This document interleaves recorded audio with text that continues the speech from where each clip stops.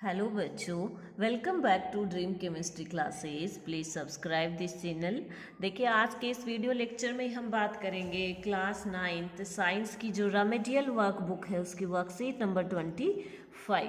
देखिए, इसके अंदर अपना सब्जेक्ट मैटर रहेगा the fundamental unit of life and learning point रहेगा information about cell organelles. Cell organelles के बारे में हम इस वर्कशीट के अंदर डिस्कस करेंगे। सबसे फर्स्ट क्वेश्चन है इसके अंदर, tabulate the part of animal cell and write each of their function. यहाँ पे एक तरफ हम लिखेंगे ऑर्गेनेल्स ऑफ एनिमल सेल और इस तरफ हम उनके लिखेंगे फंक्शन यानी कि कार्य लिखेंगे।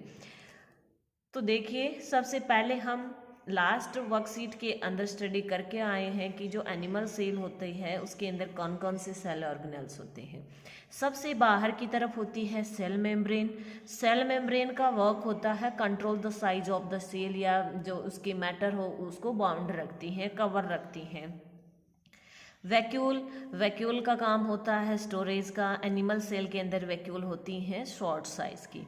न्यूक्लियस, तो न्यूक्लियस का काम क्या होता है? Control centre of cell. किसी भी सेल का कंट्रोल सेंटर क्या होता है? न्यूक्लियस होता है। लाइसोसोम, तो लाइसोसोम क्या करता है? Digest dead cell. जो डेड सेल होती है हमारी बॉडी के अंदर उनको डाइजेस्ट करता है। और क्यों करता है? क्योंकि इसके अंदर डाइजेस्टिव एंजाइम होते हैं। इस नंबर 5 पे होता है माइटोकॉन्ड्रिया। तो देखिए, माइटोकॉन्ड्रिया क्या काम करेगा? ऑक्सीडेशन ऑफ फूड, फूड का ऑक्सीडेशन करेगा। इसलिए इसको क्या कहा जाता है? Power house of the cell कहा जाता है। किसको? माइटोकॉन्ड्रिया को power house, power house of the cell, power house of cell. किसको? माइटोकॉन्ड्रिया को, क्योंकि इसमें एटीपी के रूप में एनर्जी का निर्माण होता है भोजन के ऑक्सीडेशन से। फिर है RER और SCR। RER का मतलब होता है यहाँ पे rough endoplasmic reticulum. Endoplasmic reticulum यहाँ पे नीचे लिख रही हूँ। तो देखिए, ये नाम कैसे हुआ इसका? एंडोप्लाज्मिक रेटिकुलम ये सेल ऑर्गेनेल्स है जो 2 टाइप का होता है, रफ एंडोप्लाज्मिक रेटिकुलम और स्मूथ एंडोप्लाज्मिक रेटिकुलम। तो जो रफ एंडोप्लाज्मिक रेटिकुलम है उसकी सरफेस पे राइबोसोम पाए जाते हैं, और हम जानते हैं राइबोसोम का काम प्रोटीन सिंथेसिस का होता है, तो इसका काम भी क्या हो जाएगा? Protein synthesis. SCR के अंदर, SCR का क्या काम है? Transport cell product. जो सेल प्रोडक्ट होते हैं उनका ट्रांसपोर्ट करने का काम होता है SCR का। नंबर 8 पे आता है गोल्जी बॉडी। तो गोल्जी बॉडी का क्या काम होता है? Package cell product for transfer. Transfer के लिए जो पैकेज बनाने का काम है वो कौन करता है? गोल्जी बॉडी करती है। क्वेश्चन नंबर 2 है, tabulate the part of plant cell and write each of their function. यहाँ पे हम सेल ऑर्गेनल्स के नाम लिखेंगे प्लांट सेल के, और यहाँ पे उनके फंक्शन। प्लांट सेल के अंदर सबसे बाहर की तरफ होती है सेल वॉल। सेल वॉल का काम क्या होता है? Support and protect cell. Cell membrane, surround the cell. Cell को घेर के रखने का काम किसका होता है? सेल मेम्ब्रेन का होता है। Cytoplasm, fluid inside the cell. जो फ्लूडिसिटी है वो बनाने का काम कौन करता है? साइटोप्लाज्म। राइबोसोम का क्या काम होगा? प्रोटीन सिंथेसिस होगा। Mitochondria produce energy.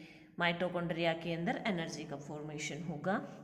Vacuole storage का काम करती हैं। प्लांट सेल के अंदर वैक्यूल की साइज क्या होती है? लार्ज होती है एनिमल सेल की बजाय। लाइसोसोम, लाइसोसोम क्या करता है? Digest cell dead cell. जो डेड सेल होती है उनको डाइजेस्ट करता है। किसकी वजह से? डाइजेस्टिव एंजाइम की वजह से। प्लास्टिड, प्लास्टिड के अंदर देखिए पिगमेंट्स होते हैं।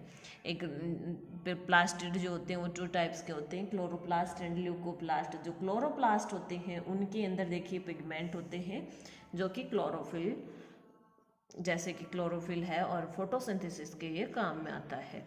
चलते हैं next worksheet number 26। Worksheet number 26 के अंदर सब्जेक्ट मैटर रहता है the fundamental unit of life and learning point रहता है प्लांट एंड एनिमल सेल। तो यहाँ पे देखिए इससे पहले की वर्कशीट थी, उनके अंदर हम plant cell and animal cell के डायग्राम, उनके सेल ऑर्गेनेल्स एंड उनके वर्क के बारे में डिस्कस कर लिया है हमने। यहाँ पे हम बात करेंगे इनके डिफरेंस की बात करेंगे, ठीक है ना। और वो भी किसके बेसिस पे, ओनली प्रेजेंस एंड अब्सेंस के बेसिस पे करना है कि कौन से सेल ऑर्गेनेल्स किस में प्रेजेंट होते हैं या अब्सेंट होते हैं। फर्स्ट है सेल मेम्ब्रेन। तो देखिए सेल मेम्ब्रेन जो होती है वो plant cell and animal cell दोनों में प्रेजेंट होती है। सेल वॉल की बात करें तो प्लांट सेल के अंदर सेल वॉल प्रेजेंट होती है, जबकि एनिमल सेल के अंदर अब्सेंट होती है।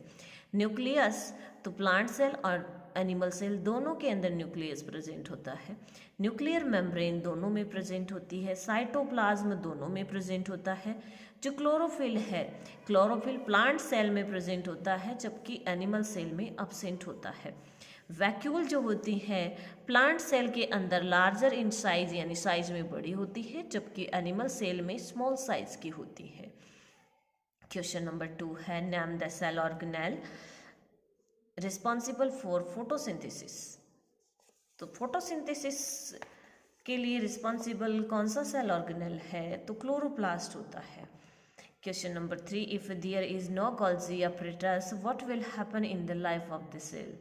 जो गोल्जी apparatus होता है वो क्या काम करता है, देखिए इसकी वजह से लाइसोसोम का फॉर्मेशन होता है एंड ट्रांसपोर्टेशन का काम होता है। तो जब ये गोल्जी apparatus ही नहीं होगा तो ये दोनों काम है वो बंद हो जाएंगे। तो there would not be any lysosome and no exocytosis and no formation of new plasma membrane, ये वर्क है वो नहीं होंगी। क्वेश्चन नंबर 4 है what is the primary function of leucocyte. Leucocyte का प्राइमरी फंक्शन क्या है, तो the store material such as starch, oil and protein, इन सब का स्टोर करने का काम कौन करता है, ल्यूकोप्लास्ट करता है। Where are chromosomes found in the cell. Chromosomes हैं वो सेल के अंदर कहाँ पाए जाते हैं, in nucleus, in nucleus. Question number 6 है which pigment causes green colour in cell of leaves. Which pigment, कौन सा पिगमेंट की वजह से जो प्लांट की लीव्स का कलर है वो ग्रीन होता है, तो कौन सा पिगमेंट होता है, क्लोरोफिल पिगमेंट होता है। ओके चलते हैं नेक्स्ट वर्कशीट, वर्कशीट नंबर 27। इसके अंदर सब्जेक्ट मैटर है the fundamental unit of life and learning point है अपना structural and functional function of various cell organelles. Structure और फंक्शन है तो यहाँ पे देखिए एक एक्टिविटी है, क्या है, the above concept can be enacted in the class through role play. Select different student in the class and ask them to make one crown each. Student will write on the crown and the name of the organelle they are playing the role.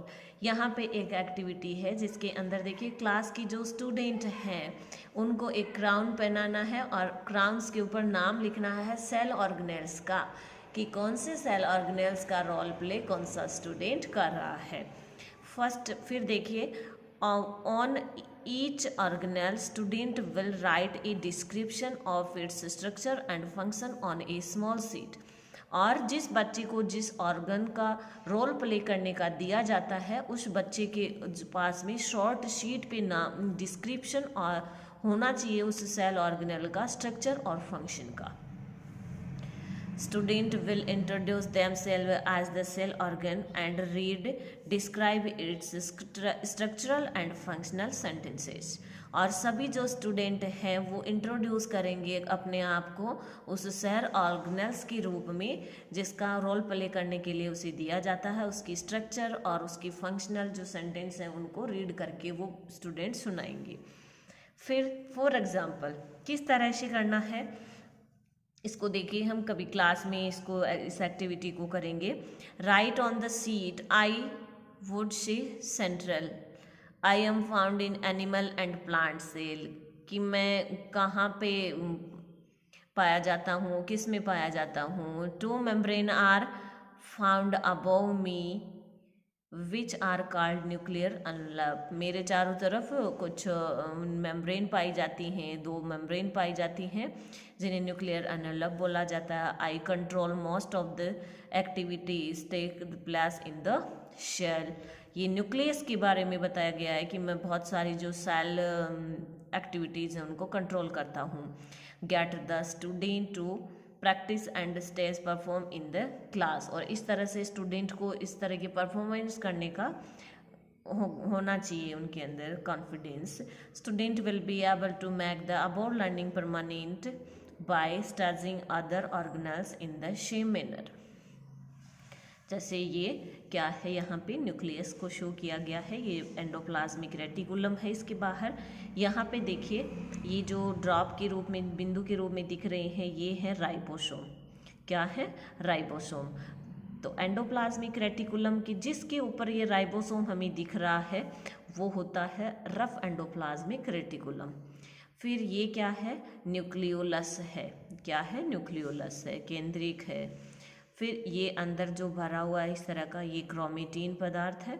ये nucleoplasm इसके अंदर भरा हुआ है। ये nuclear pore, जहाँ पे ये एंडोप्लाज्मिक रेटिकुलम बीच बीच में इस तरह से है, वो इसके कहा जाता है न्यूक्लियर पोर। एंड ये पूरा का पूरा ये जो अपरेटस है वो है न्यूक्लियर एनवेलप। इस तरह से ये अपनी जो वर्कशीट नंबर 27 है वो कंप्लीट हो जाती है। मिलते हैं नेक्स्ट वीडियो में नेक्स्ट वर्कशीट के साथ में। ओके।